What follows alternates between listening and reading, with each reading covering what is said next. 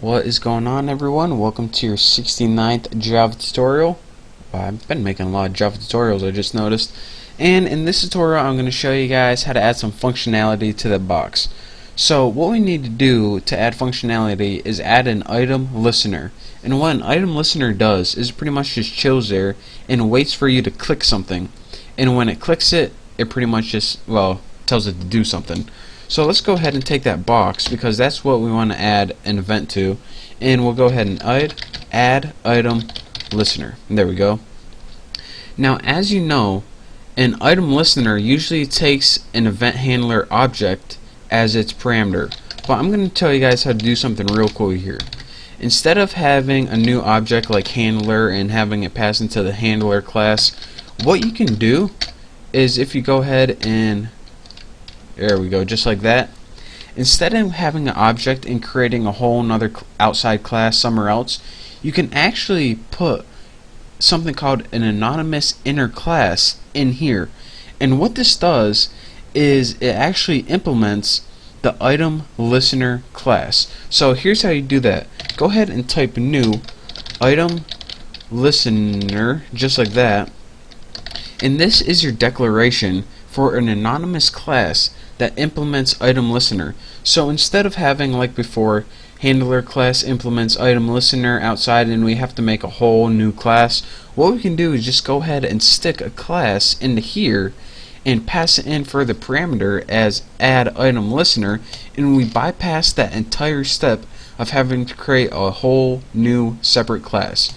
So again, since we named an anonymous class that implements item listener, we need to use that method, and that's called item state changed, as you can see right there.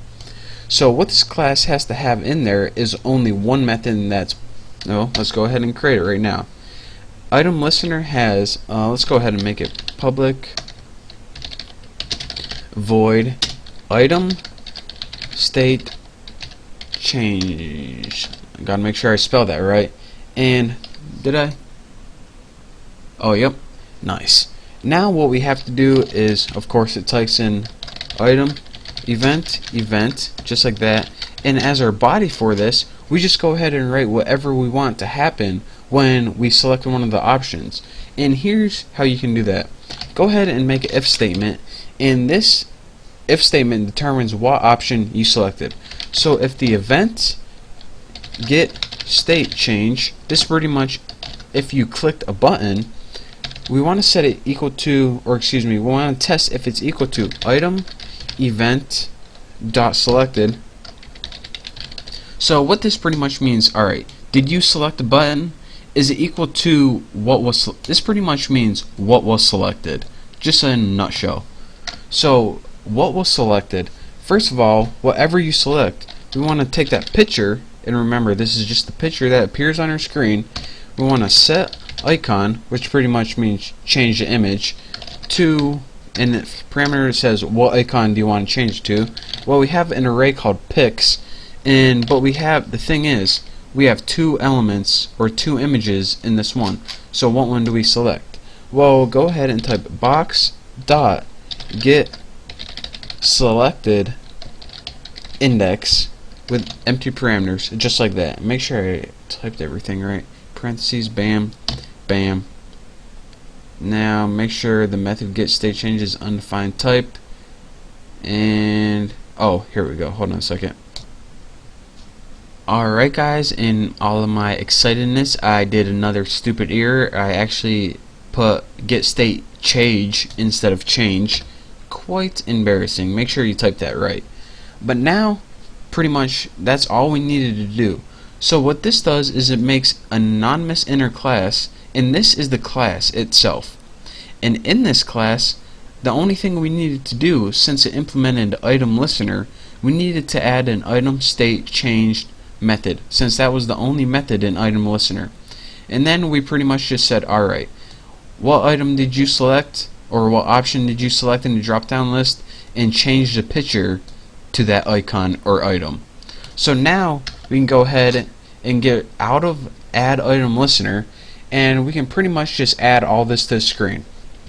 So add that box to the screen, and remember that box is just a drop down box, And now we want to take that picture and add it to the screen, but by default let's go ahead and set it equal to new J label, and we'll do pics 0.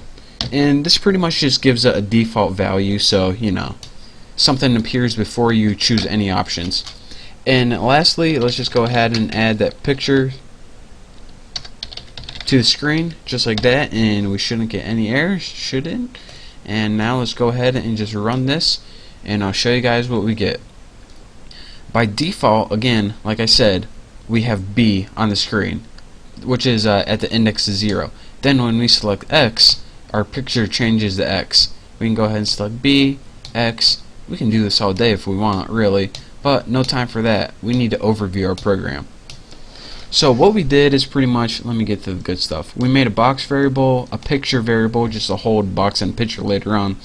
We made an array of file names, and we made an array of images named pics.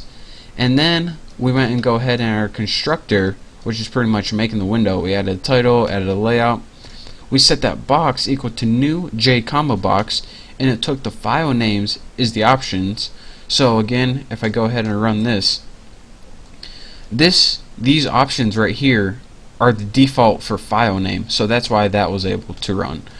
And the only confusing part, which we didn't know, is this: instead of having a new object and a new class, we just went ahead and stuck that handler class inside the add item listener, and that was actually an anonymous inner class. And what we needed to do is we needed to overwrite this method item state changed, because that was the only method in item listener, and we overrode it with a nice little function right here. And then we went ahead and added the box to the screen, then we went ahead and added the picture to the screen, and just gave it a default setting, and we were good to go. So again, here is our awesome little program right here, flawless, no bugs, no anything. So that's all you get for this tutorial. Thank you guys for watching. In the next tutorial we're going to be going over something else cool you can do with GUIs. And well, that's it. So again, thank you guys for watching. Don't forget to subscribe, and I will see you next tutorial.